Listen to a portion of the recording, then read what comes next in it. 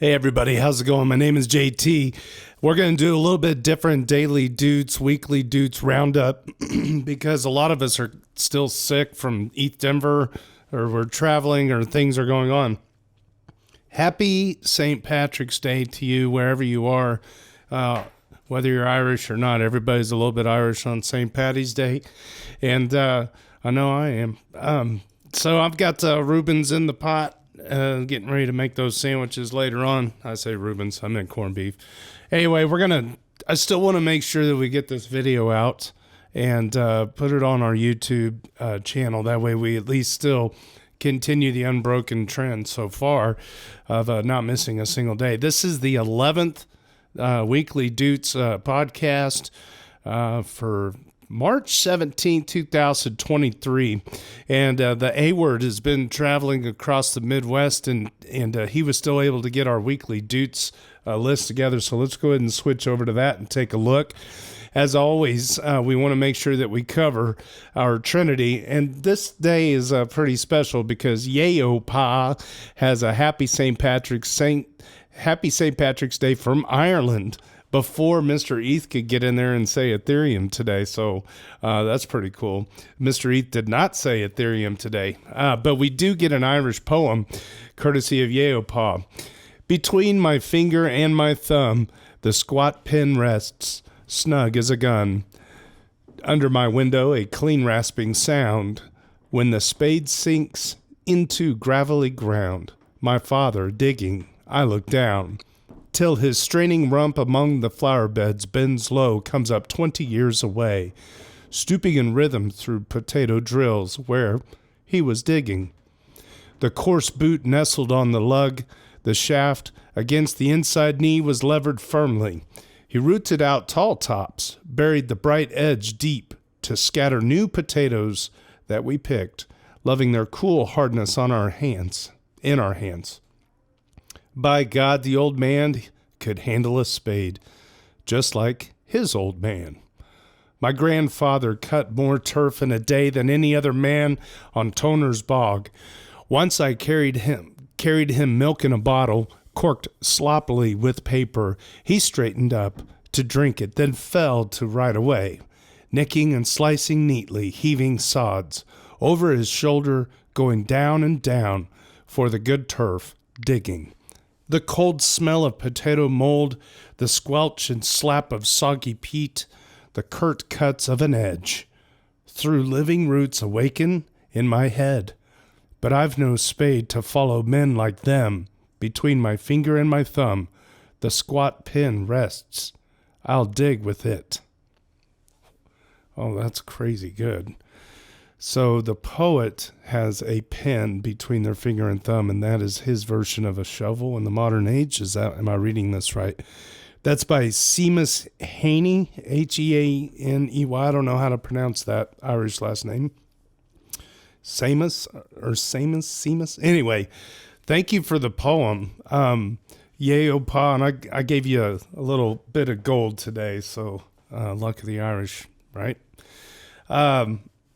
St. Patrick's Day, St. Paddy says vinegar strip. Well, I have to go on with this. So he says, if I catch any one of you saying St. Patty's with a hard T instead of St. Paddy's with a D today, ye shall be cast out of here like the snakes of old. So Vinegar Strokes replies, St. Patty with a T says $1,708. And Nixo says, Sanctus Patricius says 0.066 on the ratio. And wow. So 182 days. What is this? SM by 5 quad. I don't know what that means. Okay. Wow, the ratio really did slide. Interesting. We'll see if it whipsaws back. I imagine it will at some point. So thank you so much to the Trinity. We're going to go on this day in history, going all the way back to 2017, curated by Zero Tricks, user Zero Tricks 2017. Writes, Coinbase stops paying network transaction fees for on-chain BTC and ETH transactions. Solidity version 4 brings more stability, and status version 9.4 gets released with Trufflebox, Embark plugin, ETH lanced into coin. Oh my gosh, Dentacoin, remember that? And commit ETH. ETH rakes in the profits from $28 to $35 and a 0.023 to 0.028 on the ratio. In 2018, Blockcat launches Tabby and Lethargy all around. Lethargy, get it? All around at $612 or 73 on the ratio. In 2019, Ethereum core devs plan the Istanbul hard fork October 2019. Joseph Lubin states at South by Southwest that in 10 to 20 years, most of the economy will run on blockchain technology. Keep in mind, that was 2019. That was 4 years ago. So he says between 10 and 20 years. Might have something going on there. We'll see. Uniswap founder Hayden Adams talks about how the exchange became one of the biggest DEXs on Ethereum. Yeah, it still is. Is it? Isn't it maybe the largest still? That was 2019. And then ETH bounced between $134 and $138. So 2020, ETH on this day was around $125. 2021, Aztec 2 is launched. Elon Musk offers a song about NFTs as an NFT, but then doesn't. What was that? I forget all about that. Oh, wow. I don't know if I got a desktop capture. Oh, I do. I'm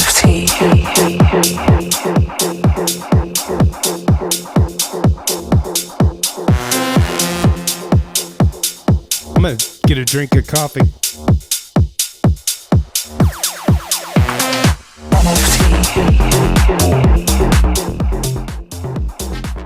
He never released it as an NFT, apparently.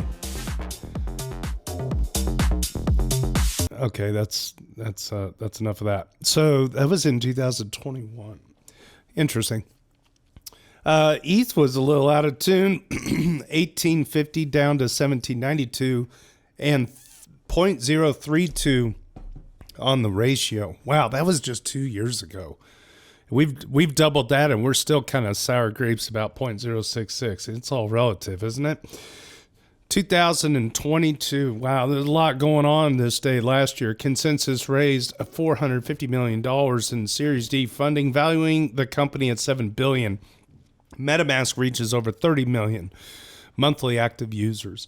The Kiln testnet completes the merge by switching from proof of work to proof of stake. Ah, yes. And the Dydex Foundation provides legal framework for non-U.S. trusts and DAOs. MetaMask is rumored to be launching a DAO and a token in its pursuit of progressive decentralization. Here we go. And 1 ETH 1 year ago today was $2,620 and 0.066 on the ratio. It was the same ratio. How funny is that? All right, so there we go. Done with that. JS Tiers, Haiku, The Day, Arbitrum, Airdrop, more action about to pop, and the rally won't stop. Can't stop, won't stop. All right, here we go. Okay, this is our shit post of the day. This is freaking amazing. Revolutionary Soil 11. This is like such a masterful shit post. Sorry, shit post of the week. Now, this is a story all about how our lives got turned upside down. And I'd like to take a minute, just sit right there. I'll tell you how we became gentlemen of a sub called Ethfinance. An Ethereum trader born and raised on the daily was where I spent most of my days, chilling out, memeing, trading, all cool, and all buying some shit coins outside of the school. When a couple of mods who were up to no good started making trouble in our neighborhood, we told them donuts are whack, and JT Nickel got scared. He said, "You're moving with Cutsnake into Ethfinance." Man, that was such a crazy time. Let's see, that was 4 years ago. That'll be 4 years ago in August. I can't believe it's been 4 years.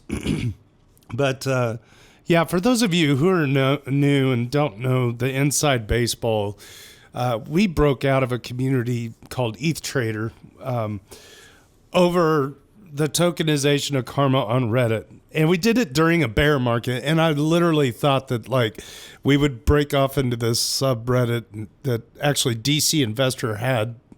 He approached us and said, "Hey, I've got this domain, a subreddit domain that I have called Ethfinance. If you guys want to use it," and he gave it to us. Thank you, DC. And we thought that like it's the middle of a bear market. There was like less than probably 300 comments a day. We didn't realize that how many people were lurking, and we opened up Ethfinance, and in 48 hours, 10,000 people migrated to Ethfinance. It was unprecedented, like just crazy amount of human traffic in the middle of a time where it appeared to be quiet. So hats off to all the lurkers out there. It's really sweet, and I couldn't be more happy. It's just incredible. So anyway, we continue to not monetize Karma for a variety of reasons, mostly related to accounts being free on Reddit. There's no buy-in. So there you go. I should have made this into an Irish coffee, I'll have a little sip with you. I hope you got that in the microphone. All right, moving on. Let's see. Let's go back to our list here. So we've got the shitpost of the day. Hats off to you, Revolutionary Soil, for that poem. That is beautiful. March 10th, user VSE Suck One laughs at the Attorney General's comments on Ethereum. Let's check this out. LOL, holy crap, a bunch of dummies over there at NYAG office. A New York Attorney General. At least Gensler's team understands crypto. Let me do something real quick. I'm going to close other these tabs. All right. Under proof of work, computers on the Ethereum network competed to answer a mathematical puzzle in order to verify transactions on the blockchain and receive in-kind digital asset for rewards. Under proof of stake, however, validators pledge or, quote, stake, unquote, their holdings in ETH and are randomly chosen to verify transactions on the blockchain and receive an in-kind digital asset reward.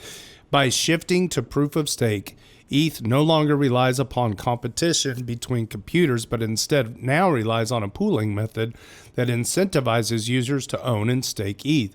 The shift to proof of stake significantly impacted the core functionality and incentives for owning ETH, because ETH holders can now profit merely by participating in staking. They respond, LOL, quote, merely participating in staking, end quote. Holy Christ, project much? Is this a high schooler's essay? And why was it a security, Mrs. AG? And then AG says, the Ethereum Foundation claims on its website that users of Ethereum see it as a digital store of value because the creation of new ETH slows down over time. LOL, just like, this is reaction again, LOL, just like Bitcoin, which even Gensler has clearly stated is the only crypto he views as definitely not security. Can't even line up your arguments between agencies. But wait, there's more. And the AG continues, the Attorney General continues.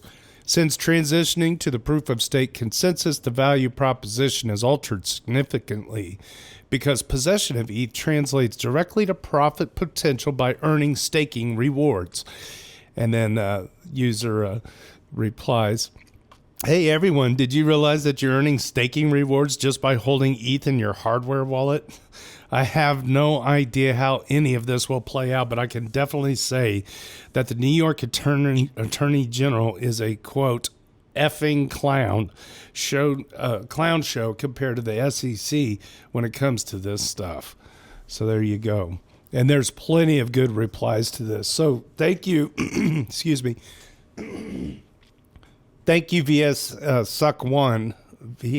Suck One, for your contribution. And congrats on making the weekly Doot.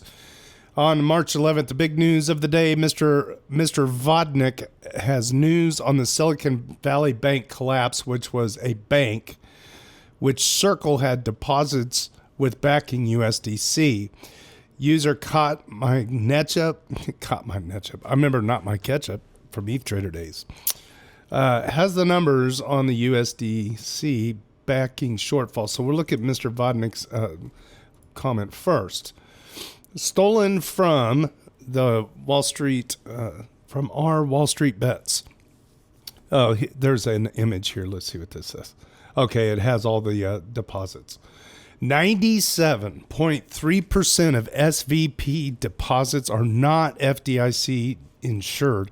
This means most of the roughly $200 billion that used to belong to many tech companies and startups just disappeared. Probably many jobs will follow. This truly is a crypto day happening in TradFi, traditional finance. Hello, 2008, my old friend. And then Caught My Netch Up says, according to their latest tweet, Circle stands to lose 8% of the USDC backing at most. It sounds like the most reasonable expectation is that FDIC will be able to recover a decent amount of funds from SVP. I'm expecting greater than 50% to be returned, but looking at the pessimistic side, we have a 4 to 8% haircut on USDC. We're seeing that price range now, 92 to 96 cents. The question is, if prices close enough to that range can be sustained long enough for Circle to be able to inject liquidity into the market as needed.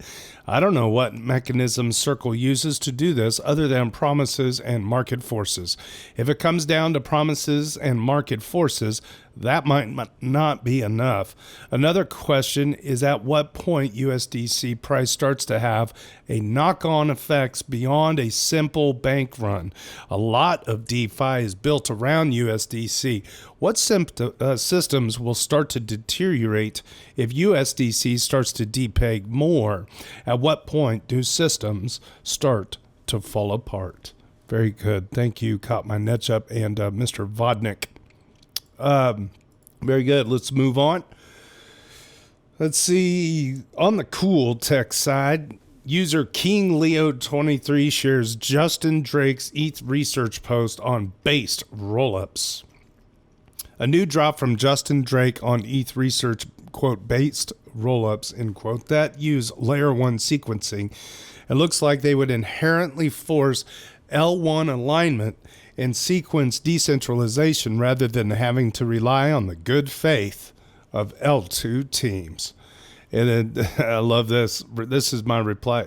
I would give the same thing. Gonna have to reread this a few times. So the drop from Justin Drake is that Ether. It's a ETH research, so .ch based rollups. If you want to check that out, it's a pretty good read. I'm sure we're not going to do it right now. I want to move on. Justin Drake is a legend in our space. Huge contributor to the protocol.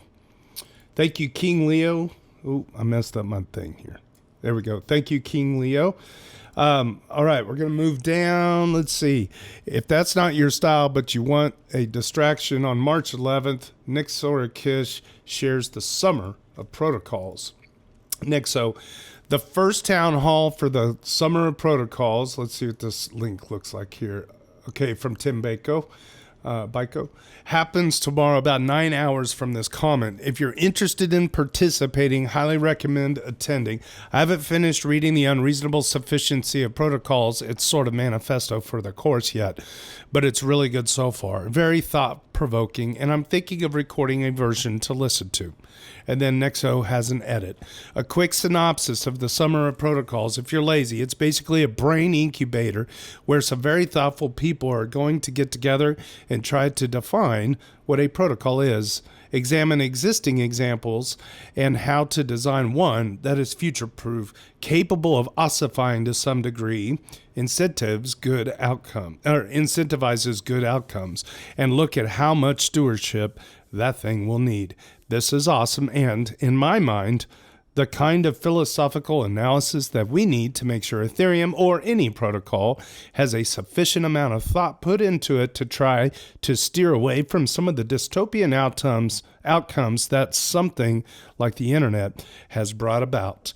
If algorithms on the internet can change people's behaviors to rapidly foster a kind of hatred that causes people to do things they otherwise wouldn't have, why wouldn't we assume that the behavior-changing power also works in the other direction to incentivize willing participants to better coordinate with each other.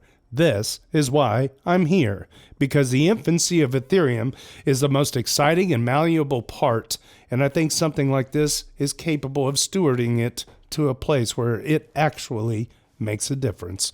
Great job, Nick. So fantastic. Bravo to you. Let's see. Nick Sorkis. Okay, moving down. Revolutionary Soil 11 thinks about the public's perception of the cryptosphere.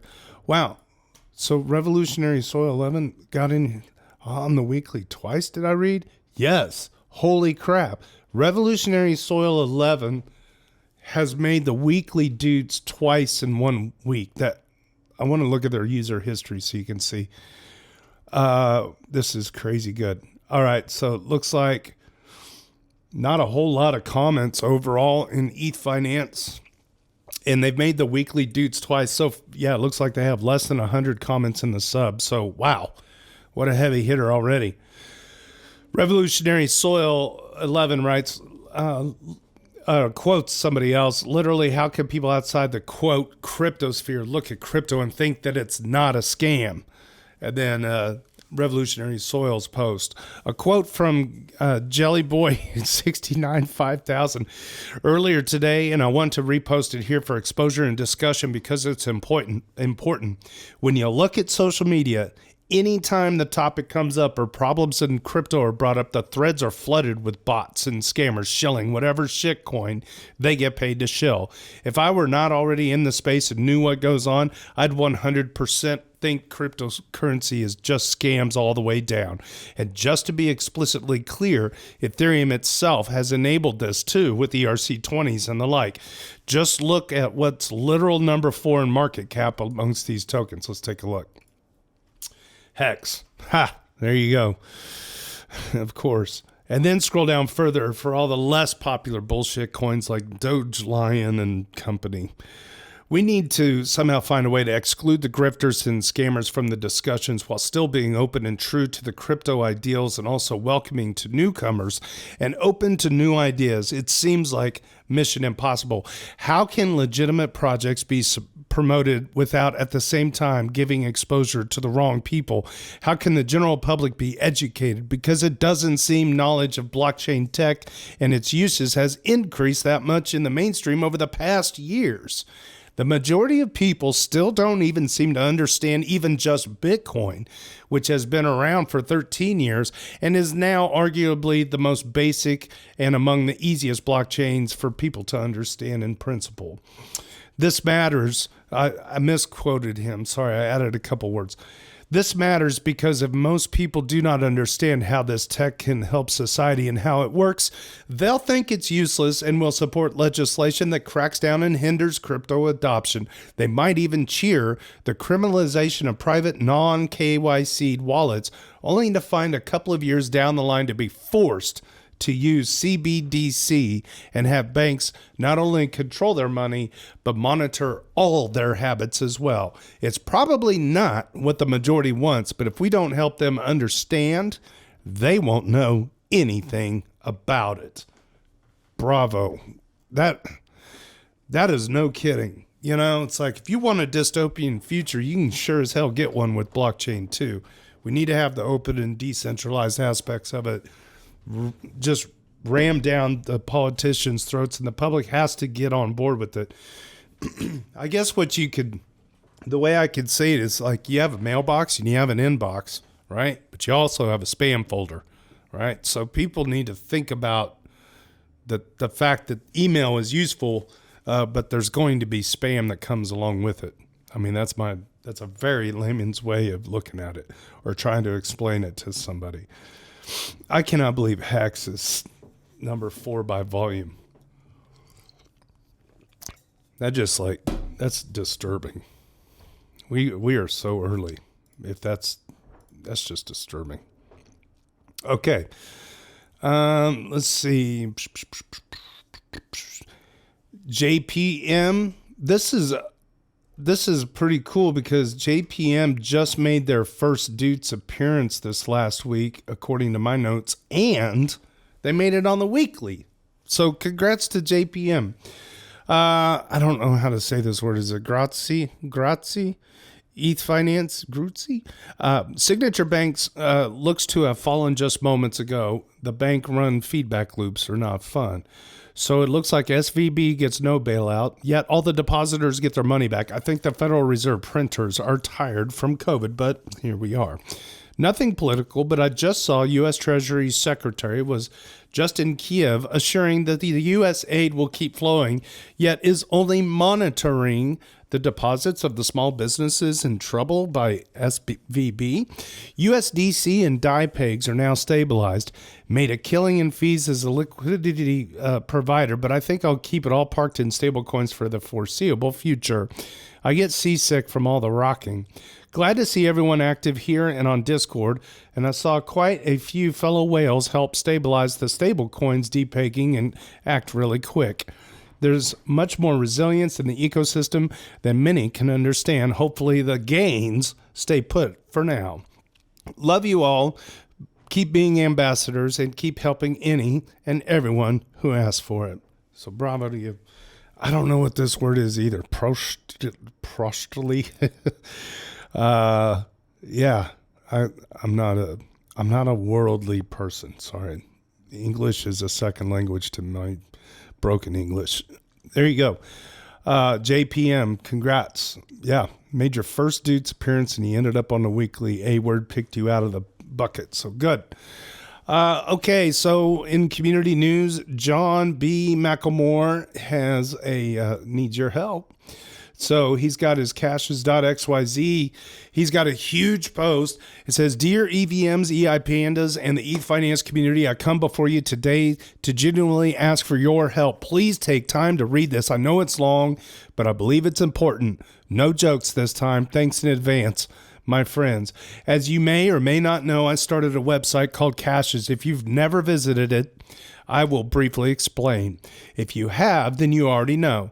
Caches is a social network community website focused on Web3 technology and Ethereum, a place to explore all of the interesting technologies and ideas that are spinning off of this new paradigm that we all love.